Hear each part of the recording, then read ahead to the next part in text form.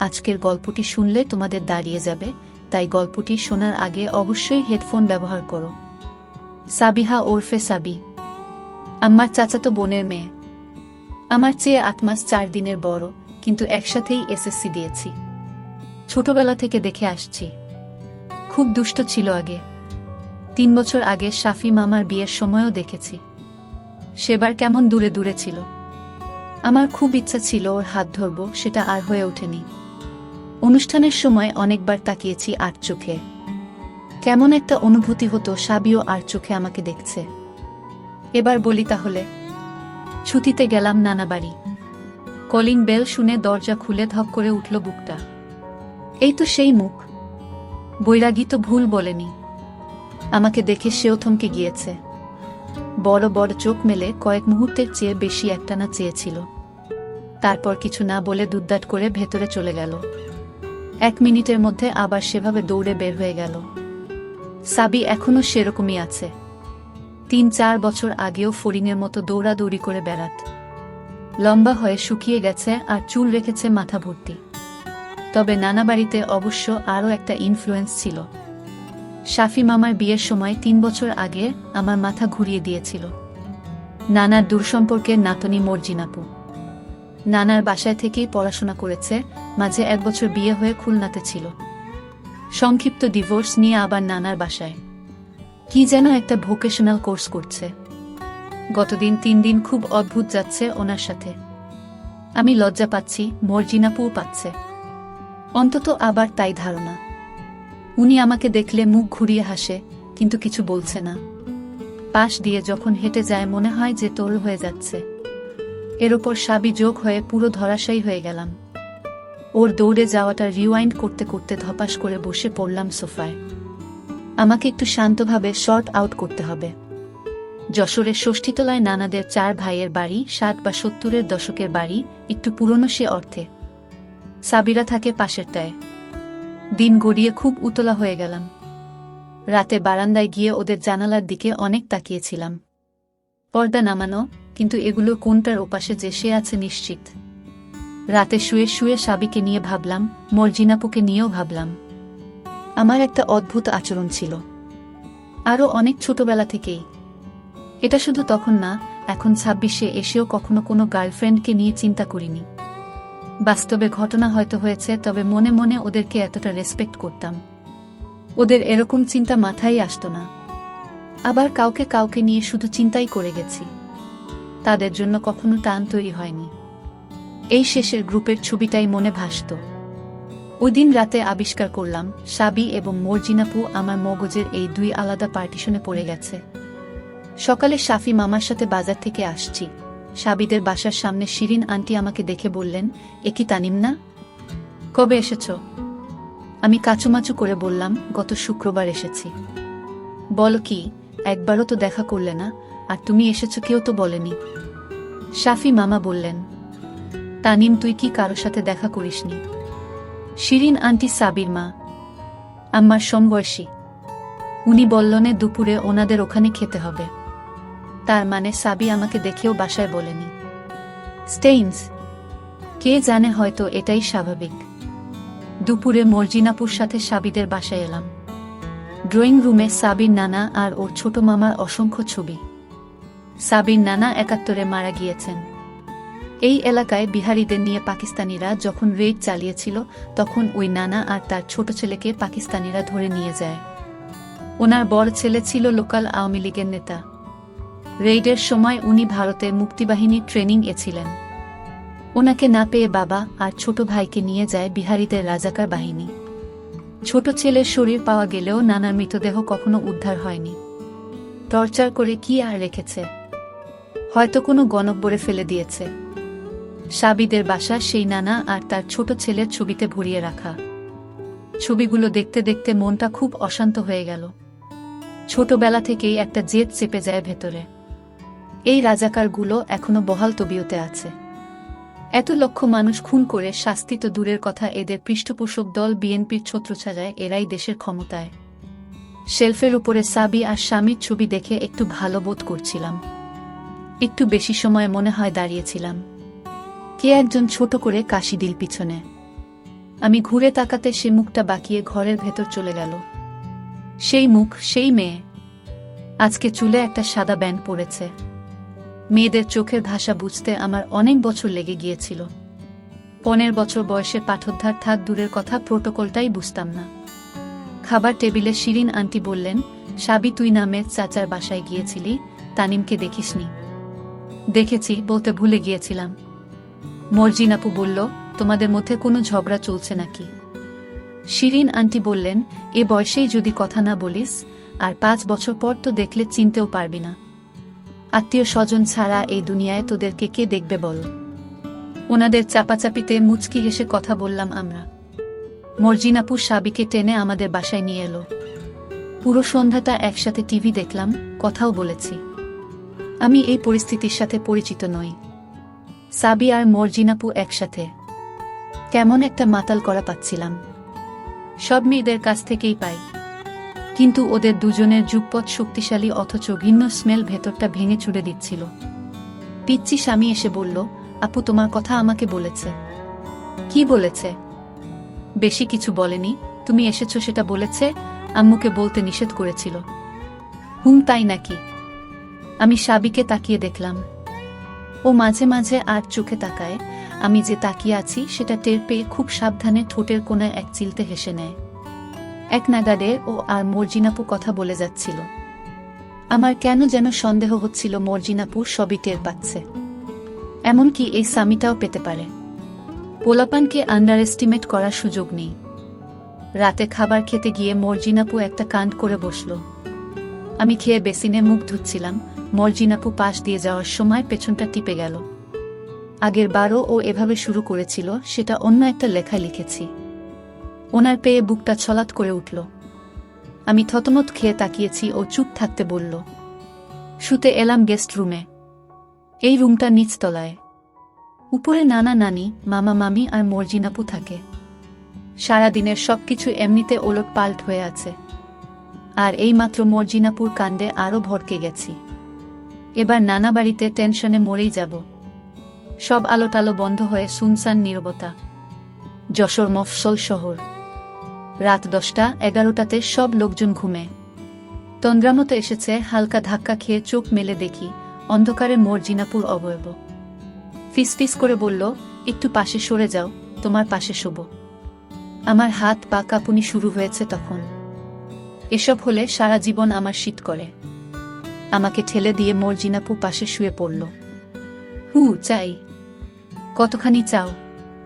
অনেক চাই। আচ্ছা, অনেক হবে তাহলে। উপরে নানা গলা খাকারি দিয়ে উঠলেন। বোধহয় ভেবেছেন মামা মামি মর্জিনাপু খুব সাবধানে আস্তে করে পাশে শুয়ে পড়ল। আমি নিজেও হাঁপাচ্ছি। কাত হয়ে বালিশে মুখ মুছলাম। মর্জিনাপু বলল, আমি মুছে দিচ্ছি। মুখ মুছে ওনার দুই মাঝে আমার মাথাটা চেপে রইলেন। ফিসফিস করে বললেন, ঘুমিয়ে যেও না আবার, আমাকে একটু শান্ত হতে সময় দাও। উনি নিজেও ঘেমে গিয়েছে এগুলো করতে গিয়ে।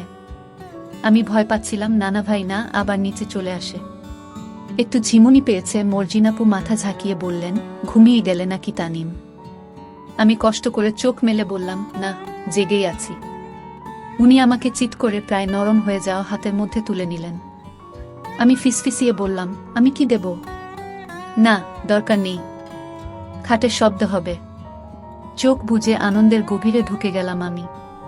তবু মনে হচ্ছিল আরেকটু দ্রুত দরকার। শেষে বলল, ঠিক আছে, আর কষ্ট দেব না। টুপিটা খুলে হাত দিয়ে ধরল। সকালে উঠে মামা বলছে, চল তানিম কবরস্থান থেকে ঘুরে আসি। যশোর কবরস্থানে বড় মামার কবর। উনিও 71-এ কুমিল্লাতে যুদ্ধে মারা গেছেন। যশোরে এলে একবার অন্তত কবরস্থানে যেতেই হবে। পারিবারিক রিচুয়াল। মামার সরকারি গাড়ি উইকেন্ডে ড্রাইভার ডেকে আমাদেরকে নিয়ে চললেন। মামা বললেন, তানিম প্রমিস রিনিউ করেছ? আমি বললাম, করছি। এটাও রিচুয়াল? নানা শুরু করেছেন। প্রমিস করছি যে জেনে শুনে কোনো রাজাকার বা তাদের সমর্থকদের সাহায্য করব না। আর কখনো যদি সুযোগ হয় তাহলে এই যে অন্যায় করেছে আমাদের উপর, তার বিচারের ব্যবস্থা করব। বলতে বলতে রাগে হাতটা মুঠো করে ফেলি। সত্যি যদি সুযোগ হয় এর জন্য যা ত্যাগ করতে হবে সেটা করতেও রাজি। আমি যখনকার কথা লিখছি সে সময় বাংলাদেশের পরিস্থিতি অন্যরকম ছিল। 90-এর মাঝামাঝি সময়টায় ঘুরে ফিরে রাজাকারদের দলই ক্ষমতায়, তাদের তাবেদারগুলোর নামে।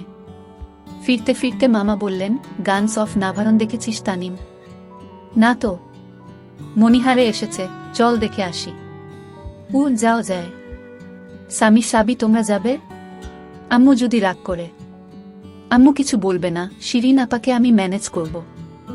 জিপটাতে উঠে মনিহারের দিকে রওনা হলাম।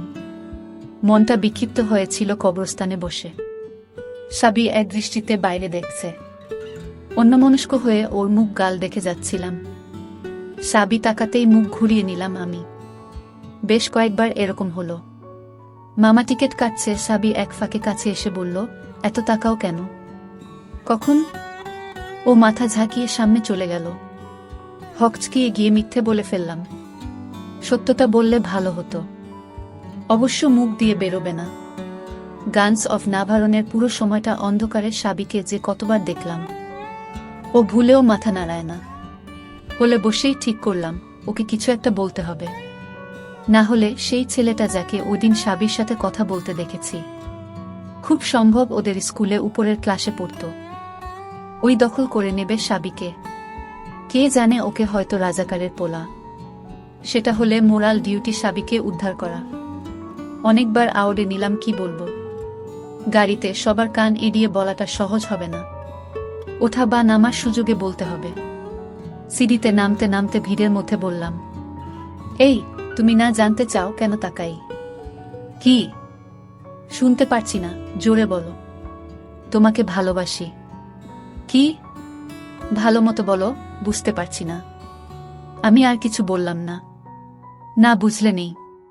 বিকেলে মর্জিনাপু আমাকে বলল, সাবিকে কি বলেছ? আমি হ্যাঁ, কিছু বলিনি তো। সাবি সব বলেছে আমাকে। কি উল্টা পাল্টা বলছো এসব? মর্জিনাপু মাথা নেড়ে মুখ টিপে টিপে হাসতে হাসতে বলল, আচ্ছা ঠিক আছে, সাবিকে নিয়ে আসছি। বিকালে ছাদে দরবার হচ্ছে। সাবি মুখ ঘুরিয়ে নিচে দেখছে।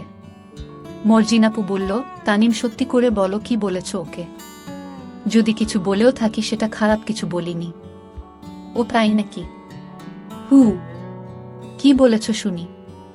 সেটা তখন বলেছি, আর বলবো না। মর্জিনাপু অনেক ঘষ্টালো, শেষমেশ কথাটা আর বলাতে না পেরে বলল, আচ্ছা ঠিক আছে তাহলে। আমি জানি তুমি কি বলেছ। এখন বলো, এটা কি সত্যি? হ্যাঁ সত্যি, এজন্যই বলেছি। সাবি, তোমার উত্তর কি? সাবি কোনো কথা না বলে ওদিকে মুখটা ঘুরিয়ে রেখেছে। মর্জিনাপু বলল, আমি 3 বার জিজ্ঞাসা করব, উত্তর না দিলে ধরে নেব তুমি রাজি। সাবি 3 বারেও মুখ ঘোরালো না। আচ্ছা তাহলে ধরে নিচ্ছি দুজনেই রাজি। এই বলে উনি সাবির একটা হাত জোর করে টেনে আমার হাতে দিলেন। আমি একদমই অপ্রস্তুত ছিলাম। ঠান্ডা আর নরম ওর ফর্সা হাতটা। মনে হলো ও নিজে থেকেই হাতটা খুলে রেখেছে। এখন তো অনেক বছর হয়ে গেছে, তবুও রেফারেন্স পয়েন্ট হিসেবে ওই দিনের ওই মুহূর্তগুলো মনে করি।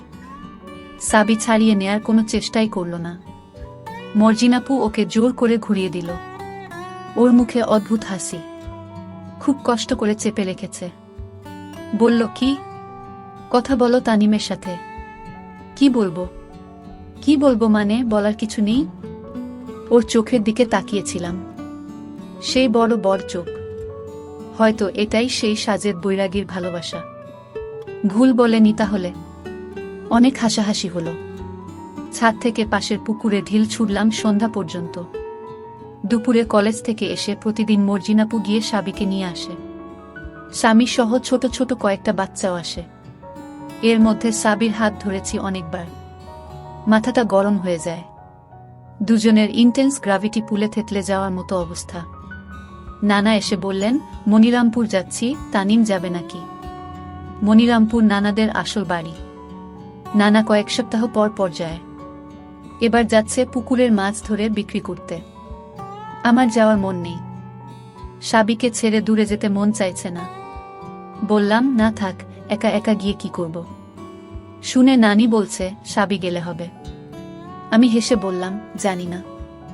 আচ্ছা সাবির মাকে বলছি, ওরও তো স্কুল নেই। শাফি মামা মামি নানা নানি আমি সাবি স্বামী যাচ্ছি, কালকেই ফিরে আসব। জিপের পিছনে বসে খুব ভালো লাগছিল। মামি টের পায়নি, আর নানি অনেক সুযোগ করে দিল। আমাদেরকে বললেন পাশাপাশি বসতে। গাড়ি চলার কিছুক্ষণ পরে সাবি কৌশলে আমার ঘাড়ে মাথা রাখল। তার ওপর ও ঘাড়ে মাথা রেখেছে। শ্যাম্পু করা রেশমি চুলগুলো মুখে এসে লাগছে, জ্যান্ত অবস্থাতেই মরে যাব এমন। সামি বলল, নানু দেখো সাবিনা তানিম ভাইয়ার কাঁধে মাথা রেখেছে।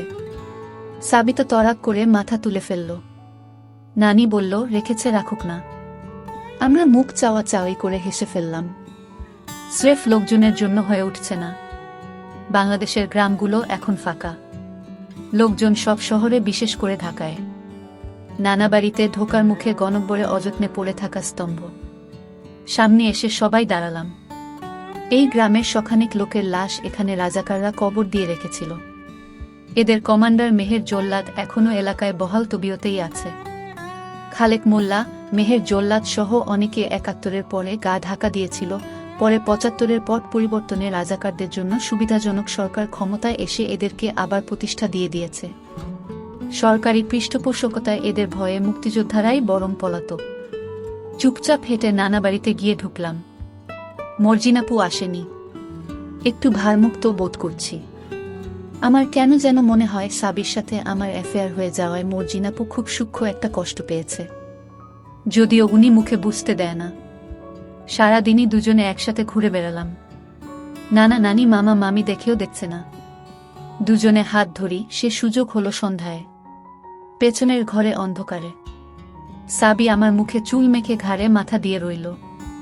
সারা জীবন নিজের হার্টের ধুকপুক শুনেছি, এই প্রথম আরেকটা হৃৎপিণ্ডের কাঁপুনি টের পেলাম। ধিপ ধিপ করে যাচ্ছে। চোখ বন্ধ করে ভাবছিলাম সময়টা যদি থেমে যেত।